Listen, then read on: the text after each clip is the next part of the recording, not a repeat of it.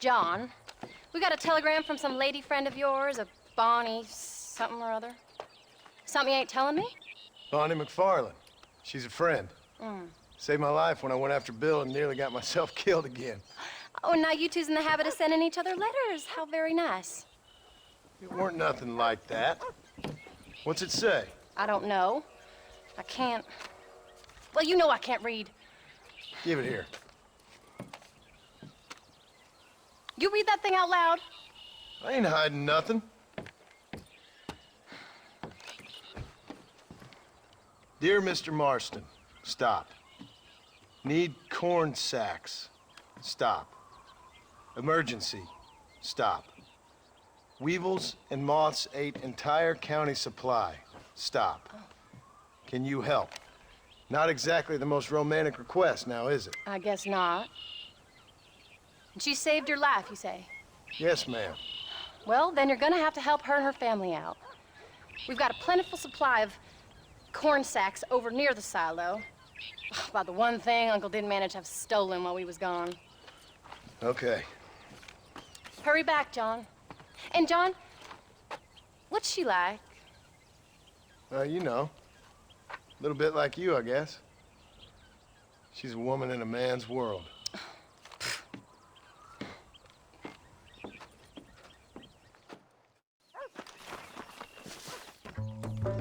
John, wait!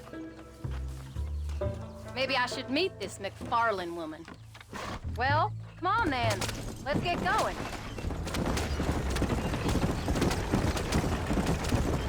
I don't think I can let you go off again without me. Fair enough. I'm glad of the company. You only had to ask. Ask? I was waiting for you to ask me. I thought you boys keep an eye on the boys. Oh, while you were off cavorting with cowgirls in the next county? I don't think so, John Marston. You only just got home. That Jack has seen enough of me for a lifetime. So, is she married? This Bonnie McFarland? No. What does she look like? I don't know. Pretty normal, I suppose. Normal? What? Normal like me? No. Normal as in 2 eyes, mouth, nose, that kind of normal. Besides, ain't no woman fine as you. A little flattery. Now we're finally getting somewhere. If you find yourself in a hole, the first thing to do is stop digging. Another pearl of wisdom from John Marston. I sure do miss those. I never took you for the jealous type, Abigail. I ain't jealous so much as curious. You heard what she wrote. It's just some corn. She saved my life, and she was decent enough to me, so I owe her this much at least. How did she save your life anyway? She found me half dead on the side of the road and took me to the doctor. Most folks would have left me there. Half dead from what? Bill didn't take so kindly to me visiting unannounced. Bill never did like surprises. How was he? Same as he was when we left. Angry and dumb. Taking his revenge out on the world. People down there was really scared of him. Of Bill? You gotta be kidding me. He was only frightening if he was afraid of dumb fools. Bill weren't so bad, but when Dutch went crazy, Bill took it hard. For a while, we all thought we'd found something right. Better way to live, but it was just a lie. So you saw before they did. Maybe. But they was still kind of a family. A family that left you for dead. You knew the truth, John, and they hated you for it.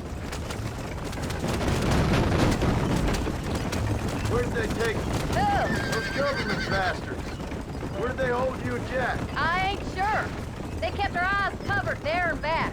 Can't have been too far from here, though. They treat you right? It ain't the first time I've had a gun to my head, John. You're forgetting your marriage proposal. Very funny. No, they learned pretty quick what would happen if they laid a finger on me. Sons of bitches. It wasn't them or being there. I didn't care about that. I've been in far worse situations. It was the waiting. I didn't know if you was coming back. Of course I was coming back. You were only supposed to be gone for a couple of days. It took longer than I thought. The only thing Bill and Dutch was ever any good at was not getting caught. I started thinking you'd gone back to them.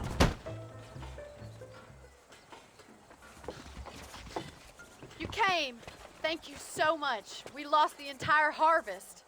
Miss McFarland, I'd like you to meet my wife, Abigail. Oh, ain't you quite the gentleman all of a sudden? It's a pleasure to meet you, Mrs. Marston. Likewise. Thank you for saving my husband's life and for teaching the miserable goat some manners, among other things. I didn't teach him anything. I know better than to try to change a man. You should meet my father. Oh, people can change, Miss McFarland. John and I have to believe that more than anybody. This is a decent first harvest for you, John. You should be proud. That's good land you got there. How are you feeling, Mrs. Marston? From what your husband told me, it must have been awful for you. I've been through worse, and I knew he'd be back before too long. He can't cook a meal to save his life. Abigail, in my darkest hours, when I was most homesick, just the thought of one of your rat meat stews kept me pushing forward. Well, about as amusing as a weeping saddle sore, ain't he, Miss McFarland? If you're gonna start yammering about women's work, John, I'd say you might be in the wrong company. I'd say so, too. I never felt so outnumbered.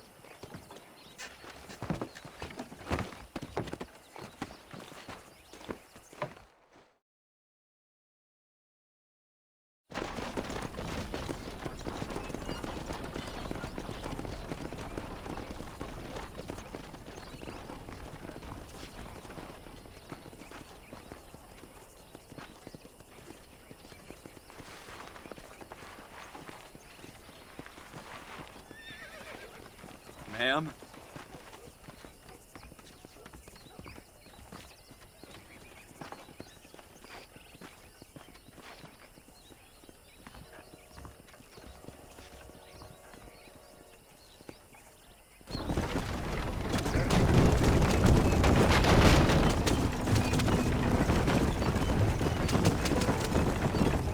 So that was the famous Bonnie.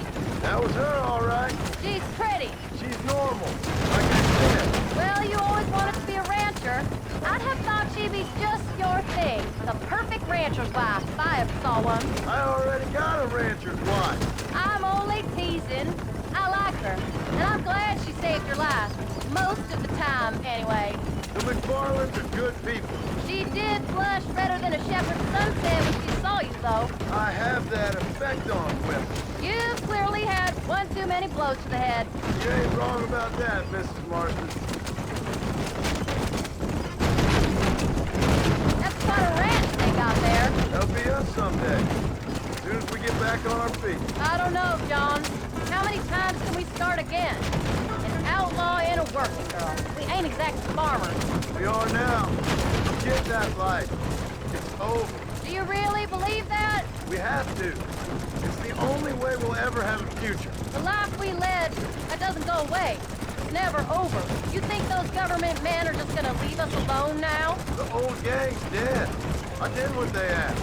And that's it? A life of crime forgiven? We're back together, ain't we? Till they decide you owe them something else. Sometimes I think I was the stupid one for believing I could get out. Maybe Dutch, Bill, and Javier were just being honest with themselves. What are you going this way for? You ain't perfect, John, and I sure ain't. But you're better than they are. Than they were. Maybe we can't change. But we gotta try, for Jack's sake. What if we have to start again 100 times? It's better than going back to what we were. How's Jack doing? Angry, upset. He's been through a lot. I hope he's gonna be all right. It's gonna take time. For a while, this world was safe. Normal, even. Then it got turned upside down again. You ain't saying much about it. I've tried to talk to him, but how do you explain any of this? What do you say when he asks about Uncle Bill and Uncle Dutch? They were family when he was a little boy. He hides away in those books of his. Wouldn't you? It ain't like the real world's done him many favors. He's just been kidnapped. He grew up with the gang. That's no life for a boy. We did our best to protect him. Come on, John. He saw things no boy should see. Well, now we got a chance to make it right. Pick up the pace, John. I want to get home now.